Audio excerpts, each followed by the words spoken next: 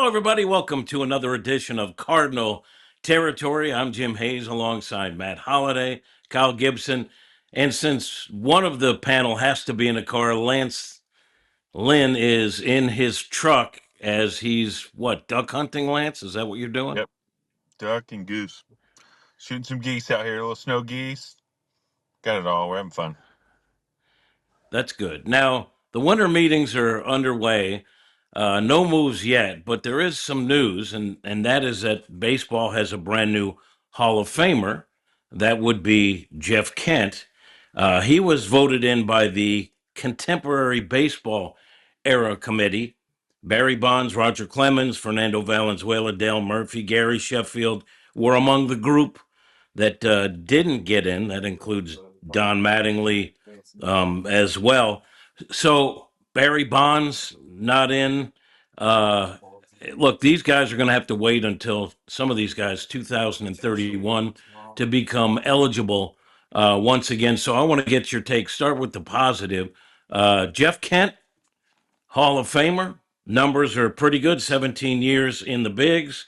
MVP, five-time All-Star, 290 batting average, 500 career slug, 855 OPS, 377 career homers, 100 RBIs, 8 times in his career. Not bad for a second baseman. Lance Lynn, pretty good choice, don't you think? Yeah, no, I think he is one of many people that deserve to be in, and I'm sure we'll kind of go over it here in a little bit. But yeah, I mean, you're looking at one of the. I just go off the way I see it is guys that I watch growing up and or that I see as like the top in their position to ever play. So when you're like, yeah, Jeff Kent's in the Hall of Fame, I'm like, all right, I would have assumed he was already in there. That's kind of my thought of it. So definitely deserving. Kyle Gibson, there are some guys that, I think are borderline. Would you say Jeff Kent is clearly not borderline? Yeah, I mean, I agree with Lance. Growing up, Jeff Kent was one of the better second basemen in the game, if not the best second baseman for quite a few years. And, with those kind of power numbers at the second base position, probably, compared to other second basemen, he probably stands out, in a pretty good group there in the Hall of Fame group of second basemen that are already there. So, yeah, really happy for him. Congratulations. A guy that, had I been second base, I probably would have modeled a little more my game after because I feel like I watched him quite a bit. Very, very good player. Now, Matt, spent some time with the Giants hitting behind Barry Bonds. That might help someone's numbers. He also drove in a couple of runs, a couple of times, 100 runs with other ball clubs. So this is a guy whose career spans a long time with a lot of different teams and always productive. Yeah, man. I think when you look at that list, there's a lot of them that are very worthy. I think we'll get into it, but there's just so much suspicion on a lot of those guys about the performance enhancing drugs, who did, who didn't. I think the committee made it clear that they don't think Jeff can't use performance enhancing drugs, and like they said, his numbers at second base put him certainly makes you wonder why he didn't get in the first time, and we can get into this as well. But a lot of it, to me, is how you treat the media. I think sometimes he could come off um, a little bit. I don't know how to say this, but like I don't know that he was all that A friendly to the dick. media. Yeah, A dick. Yeah, and I got you. so I think he belonged in the first time. That's what it was said. I Uh, didn't. That's what I heard. I think he belonged in the writers' vote, but for him to get in now, I think it gives hope. I really like this angle of adding guys to the Hall of Fame. It gives players that I think get overlooked at times. Um, a teammate of ours and a good friend of ours, Lance Berkman, for him to not even make the second ballot. When you look at his numbers as a switch hitter, I think there's a lot of guys that got slighted from the writers on on the votes. So I love this system. I love having people in the game that played and managed and GM'd, looking at kind of taking cases that maybe need to be looked at a little closer, and then allowing those guys to get the honor that they deserve. And honestly, I don't know how many they can vote in, but I thought there would be a couple more. I don't know if they have to do it one at a time, but I certainly could have seen Dale Murphy get in. And I thought a few of those other guys would get a few more votes in this thing. Uh, but like I said, I think the suspicion and the evidence of performance enhancing drugs. This group of voters also took those into consideration. The second look, I think, is a big thing. A guy like Ted Simmons, right, wasn't in until they looked at his stats and his value, and the sabermetrics changed everything. And all of a sudden, Ted Simmons is a Hall of Famer. Should have been in years ago. So it's good to get a second look. And for the record, you talk about guys. I forget what word Lance used. I don't want to use that same word, but maybe we're jerks to the media. Lance Berkman was one of the nicest guys ever to the media, and still he's on the outside looking in. But you guys mentioned, or one of you guys mentioned, the steroid guys. So Barry Bonds, the greatest player who ever lived, arguably, is on the list. Didn't get 5 votes, so he won't be eligible again for until 2031. So less than 5 votes means you got to wait. But you talk about Barry Bonds, you talk about Clemens, certainly one of the great pitchers of our era, one of the all-time greats, not in. Sheffield these are guys that have the ties to steroids. So, Lance, what's your view on that? Now, in 2005, as I recall, baseball outlawed the use of steroids. Before that, it was an illegal substance, but not specifically outlawed by baseball. What's your view on the guys who are tied to steroids, Lance? Those are two guys that I watched growing up, and they were reasons for me to enjoy playing the game and wanting to be a major leaguer. So I see them as Hall of Famers. They've had Hall of Fame careers. Are there obviously, with some of the steroid things, there's bad looks there. I think they eventually get in on like kind of the way it looks and the way everybody's pushing everything. It kind of looks like it's going to be kind of how Pete Rose got in. It's not going down until they pass away. So that's kind of my thought, especially with this vote. I was expecting them to. I don't think I was expecting them to get this few of votes on this committee because of what they accomplished as players in the game. So a little bit surprised there, but it kind of is like, hey, everyone's making a stance on, hey, you did do something, so you're not going to enjoy being a Hall of Famer when you do get in because they're going to wait.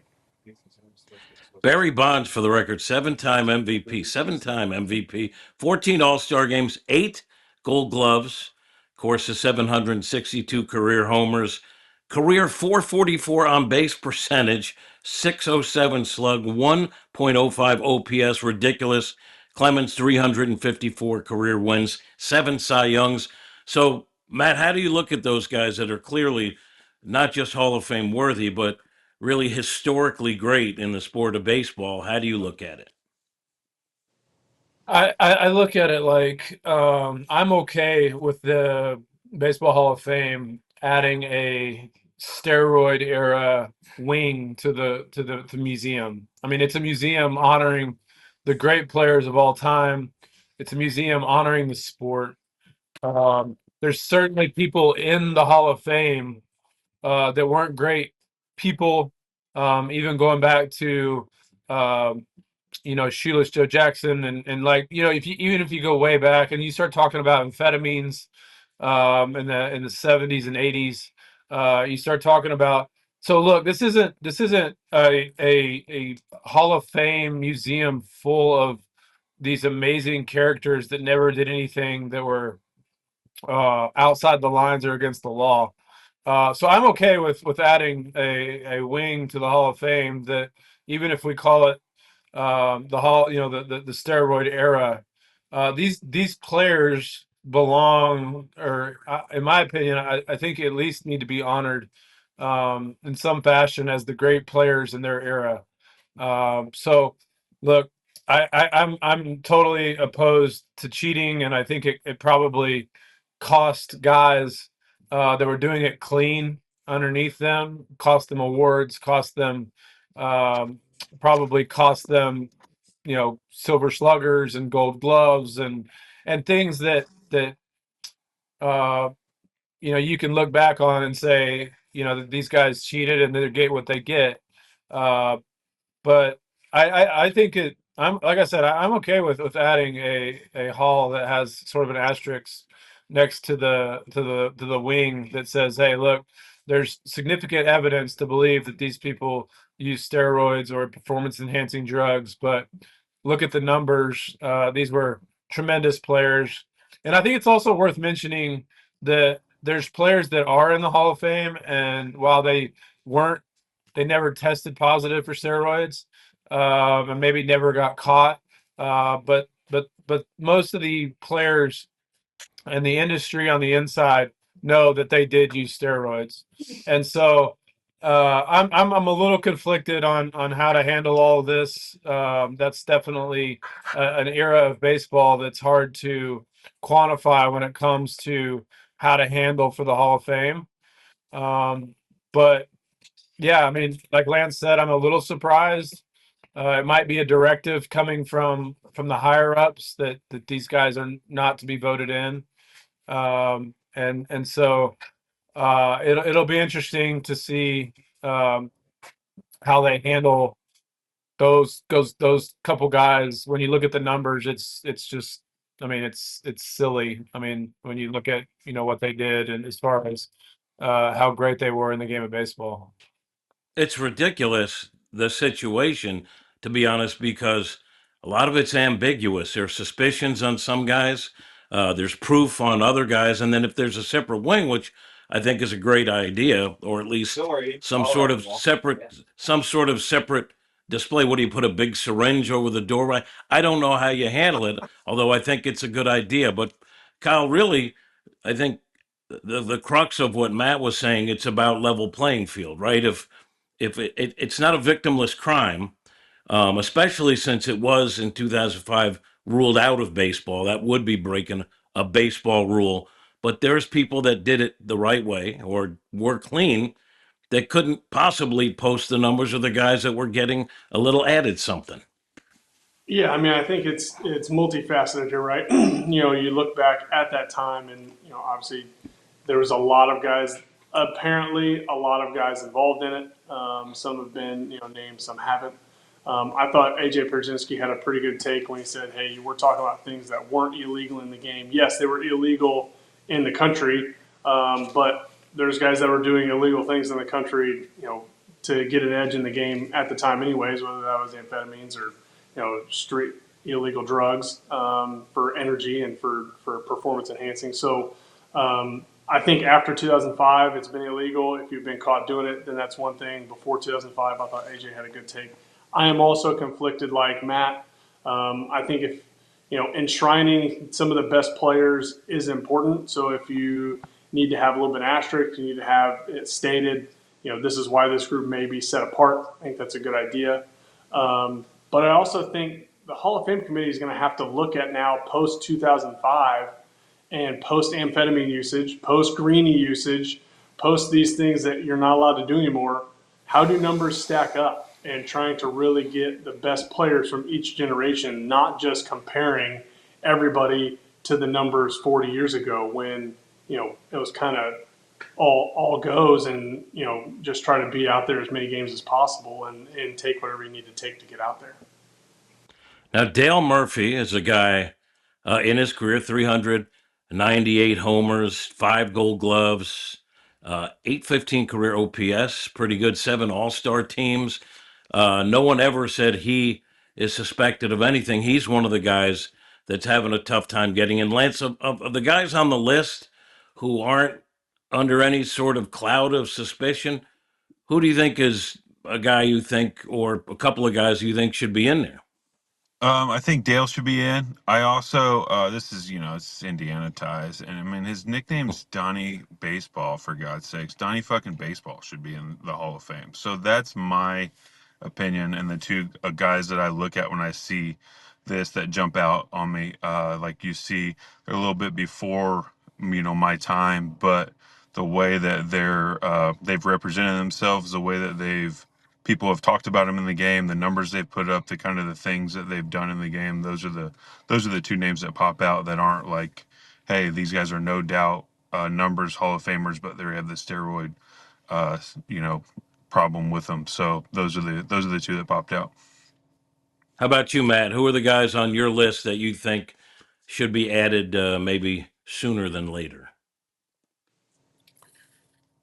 Well, I'd like to see actually what next year's class looks like. I don't know who's up for it next year. The 817 OPS from Dale Murphy.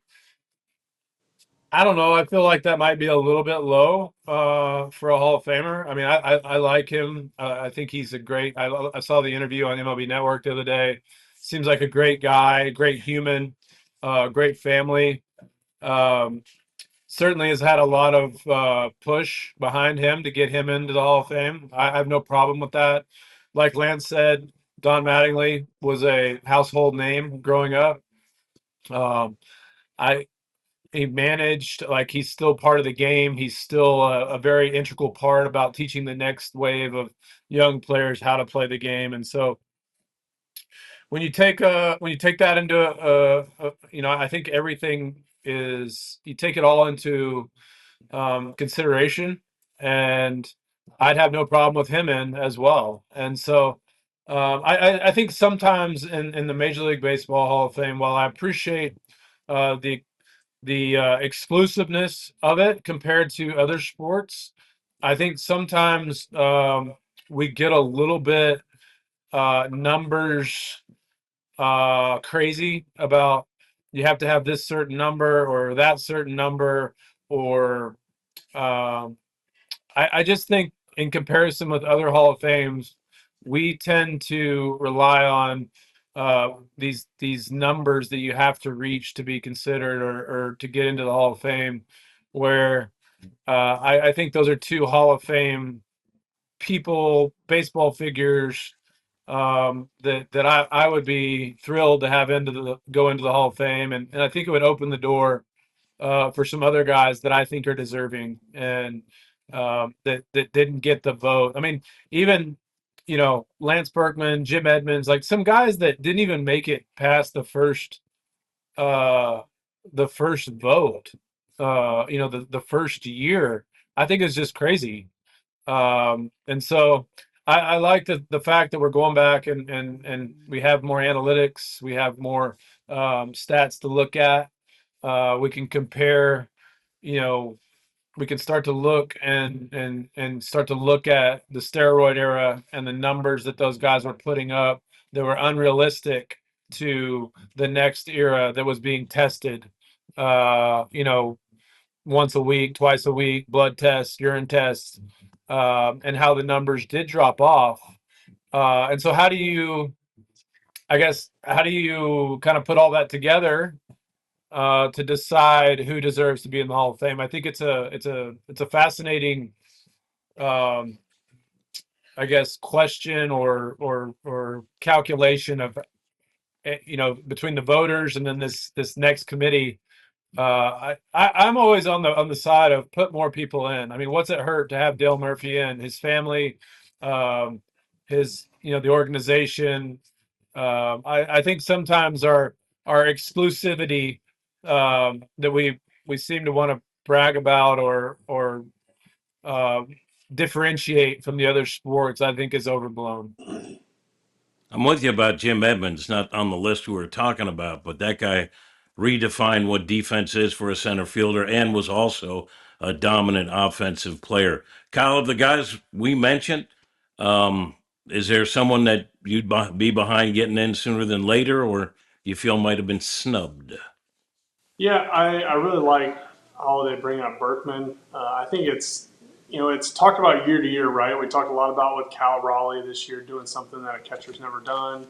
I think Lance did something as a switch hitter that, set him apart. And, I think, those are the type of things that make players special. And I wasn't a hitter, so maybe being a switch hitter is easier because you're always facing the opposite handed pitcher. I wouldn't think so. You have to take a little bit more time to work on your swing, and maybe one swing's not going good and you're caught on that side of the plate, especially as a lefty facing a lot of righties. I mean, I think there's other challenges. So I think that's one thing that, maybe, I don't know, I'd probably ask Holliday, like, is he the best switch hitting power hitter since the steroid era? He might be. So, I think he'd have to absolutely be in the conversation. Also a really, really nice guy. Well, the winter meetings are underway, which means there are a lot of players waiting by the phone, waiting to find out where they're going as a free agent or if they're part of a trade. We will get to that when we come back from break. You're watching Card Territory. Missouri, your moment is finally here because DraftKings Sportsbook, America's top-rated sportsbook app, is now live in your state. Missouri fans know game day, the tailgates, the noise, the passion. Now with DraftKings Sportsbook, you can bring the same energy to every win. And right now, new Missouri customers can bet just $5 and get $300 in bonus bets instantly. No waiting, no nonsense, just pure action, powered by America's top-rated sportsbook app. Download the DraftKings Sportsbook app and use code FOUL. New Missouri customers bet $5 and get $300 in bonus bets instantly. That's code FOUL. The crown is yours in partnership with DraftKings Sportsbook. Gambling problem? Call 1-800-GAMBLER. 21 and over. Physically present in Missouri. Eligibility and restrictions apply. Subject to regulatory licensing requirements. Bonus bets are non-withdrawable and expire 7 days after issuance. For additional terms and responsible gaming resources, see sportsbook.draftkings.com/promos. So the hot Great stove read, will Jim. be heating up. No, hold on. Thank you. Great read, Jim. Thank you. I'm a professional I noticed they broadcaster. took it out though, Lance. Did they really didn't like our part? They didn't like how No, slowly read you were our driving last your iPad? car very unsafely last week and cut out, and so we decided that Jim obviously should read all the way through because Okay. that's why he's here. Let's be honest. Right. So we made it happen. It's fair. But also because it's now in play in Missouri, the copy changed. You guys were great when you did your little parts. But we thought it'd be quicker if I just took care of it while we're waiting to get something straightened out. But Gotcha. the hot stove, We just threw a parlay in the blind this morning in Missouri, so we're good to go. everyone enjoys it. Puts a little skin in the game, I guess. I guess, yeah. So you guys have all been there as free agents waiting for possible trades. We've kind of touched on it before, but I'm just curious, what's it like? Winter meetings are going on. I don't think any of you actually walk the lobby like some potential free agents do, hoping to see a GM and maybe strike up a conversation. I've seen that before. But what's it like for a player where you know you're on the move or you're a free agent waiting to find out where your family is going to be moving to and kind of waiting by the phone or checking social media to see if there's any rumors? I'll start with you, Matt. What's that like? Yeah, I mean, I think he wanted to go fast. I think it doesn't go as fast as you want. It tests your patience. It tests your probably it tests your agent's patience because of how many times you send a text or a call and say, "Hey, anything new going on?" So I think in baseball, and it's different than other sports because seemingly in basketball and football, the day that free agent opens, it's like you're cast into a number system, and your performance dictates. All these free agents sign like as soon as free agent opens in basketball, you're like, so and so signed here, so and so signed here, so and so signed here. Where in baseball, in my case, it went past the new year, and then some cases it goes into February. In some cases, it goes into spring training. And so the waiting game and trying to figure out where you're going to live in spring training, trying to get your family scheduled for spring training and where you're going during the season. It gets a little hectic. It gets a little nerve wracking.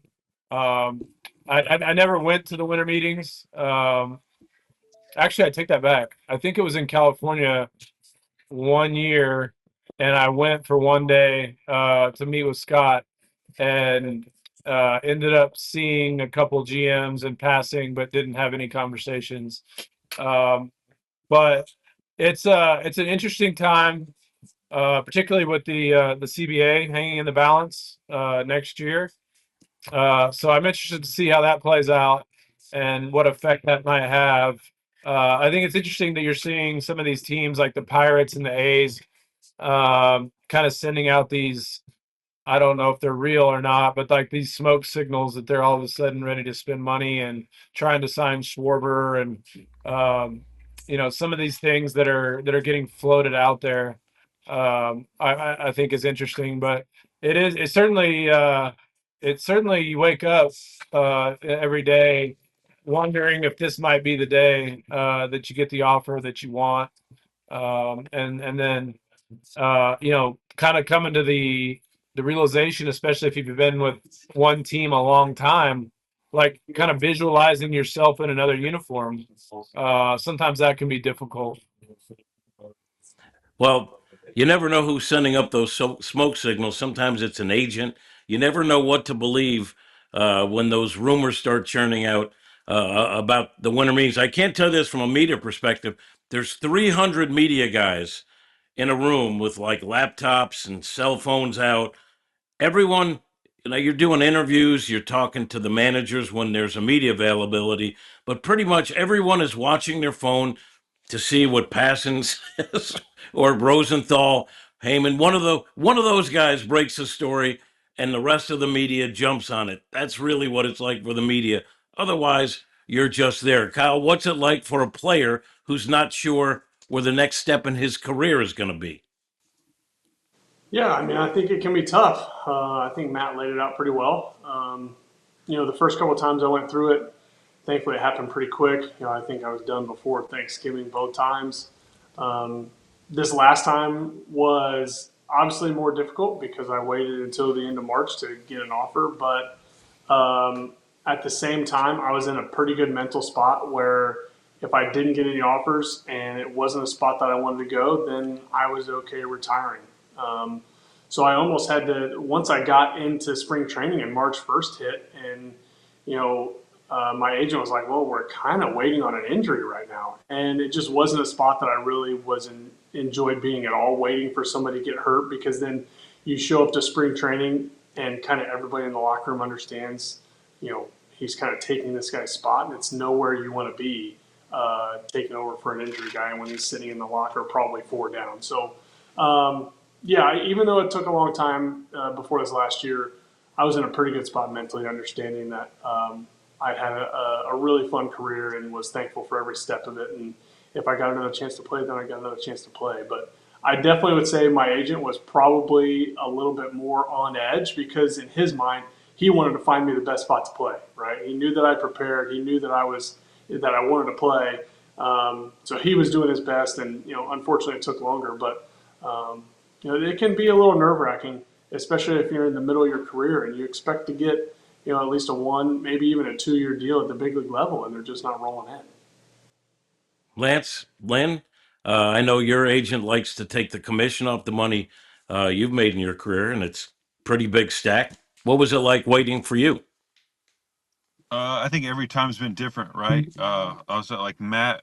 He was at that time. My first time going through free agency, I was hoping for like a, 4 or 5 year deal. I was with a couple different guys, Darvish and Arrieta, and I ended up getting probably the worst deal out of everybody.